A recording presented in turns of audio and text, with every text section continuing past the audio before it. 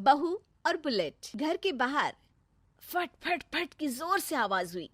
सीमा को लगा कि पटाखे फूट रहे हैं। वो डर के मारे घर से बाहर निकली। देखा तो सामने योगेश यानी कि पतिदेव एक बुलेट बाइक पर बैठे हैं। अरे डर गई क्या? बाइक लेकर आया हूँ तुम्हें घुमाने के लिए। सच में? मुझे लगा पटाखे फूट रहे हैं। अरे पटाखे भी फूटेंगे और मिठाई भी बटेगी। माँ को तो बुलाओ। माँ भी बाहर आ जाती है। अरे योगेश बेटा, इतनी जल्दी आ गया? और ये गाड़ी किसकी है? साहब की है? हाँ माँ, तुम्हारा बेटा साहब से कम है क्या? मेरी ही है। अरे बेटा, इतनी बड़ी गाड़ी ले ली, इससे तो तू घोड़ा ही ले लेता। महंगी पड़ी होगी ना?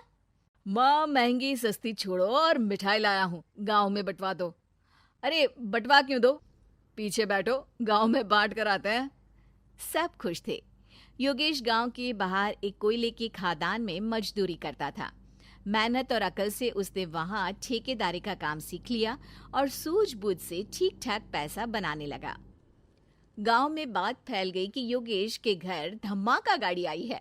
ऐसी गाड़ी पहले कभी किसी ने गांव में तो देखी नहीं थी। योगेश और माँ गाड़ी से वापस घर आ जाते हैं। बेटा, बाबूजी ऊपर से देख रहे होंगे और आशीर्वाद भी दे रहे होंगे तुझे। वो होते तो उनको भी घुमाता माँ। पूरे गांव में नाच नाच के मिठाई बांटने जाते। जैसे मैंने नाच नाच के बांटी थी जब वो अपने लिए एक साइकिल लेकर आए थे। बस बस, बाबूजी दो बात भी सुनाते कि फटफट वाली फटपटी ले आया। सीमा आगे कहती है, अपने लिए तो ये गाड़ी ले आए और मेरे लिए?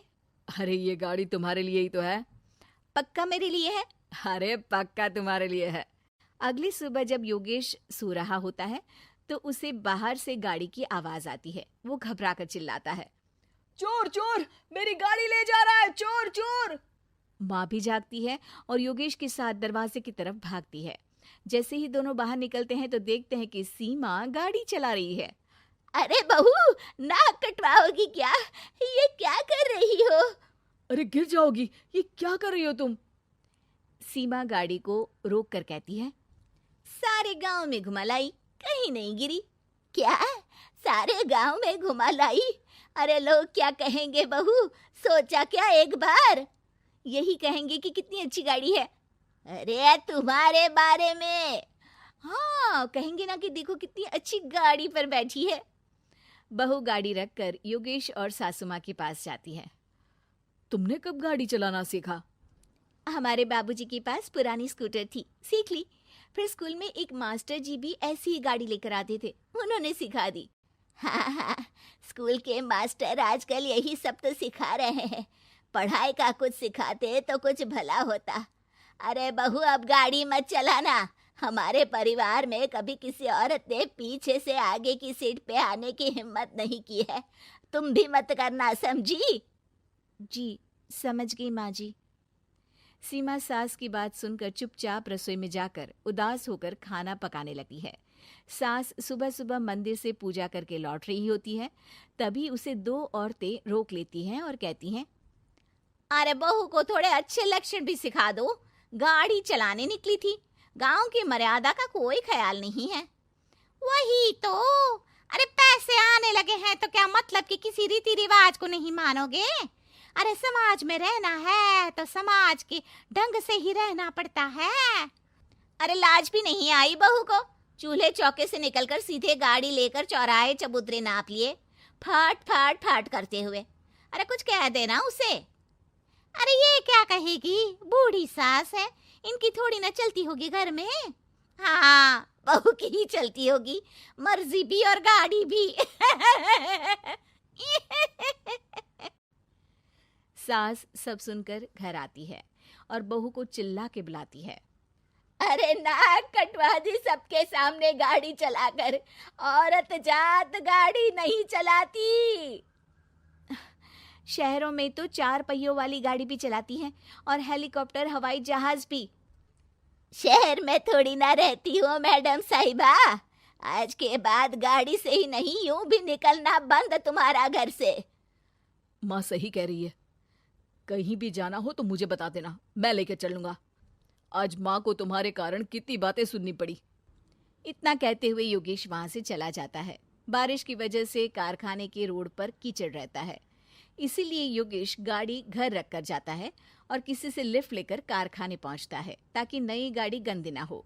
लेकिन शाम को इतनी तेज बारिश होती है कि उसे वापस आने का कोई साधन ही नहीं मिलता। बारिश बढ़ती जाती है। रात के 11 बज जाते हैं। रास्ते में एक नदी का ब्रिज है। अगर उस पर पानी आ गया तो योगेश कारखाने में ही फंस जाएगा। पूरी रात भूखे प्यासे बितानी पड़ेगी।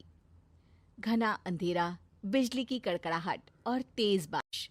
राजेश डर भी रहा था, ठंड से कांप भी रहा था। तभी उसे रोड से आती हुई एक रोशनी दिखती है। वो देखता है कि उसके सामने एक बाइक आकर खड़ी हुई है।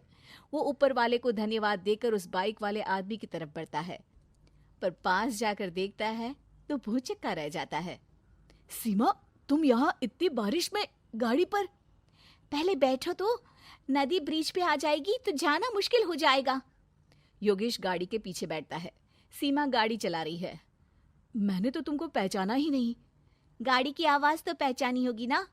अरे पर मुझे नहीं पता था कि तुम आओगी। अच्छा किया कि तुम आ गई। माँ नहीं आने दे रही थी, पर हमेशा पति पत्नी की रक्षा थोड़ी ना करेगा, पत्नी को भी तो करनी चाहिए। योगेश को सुबह अपने किए पर पछतावा होता है। उसकी आंख में आंसू आ गए जो बारिश की बूंदों में बह गए थे। उसके बाद सीमा को सास ने और योगेश ने खुशी खुशी समाज की सीमा लांघने की मंजूरी दे दी। अब वो जहां भी जाती फट फट फट गाड़ी पे ही जाती।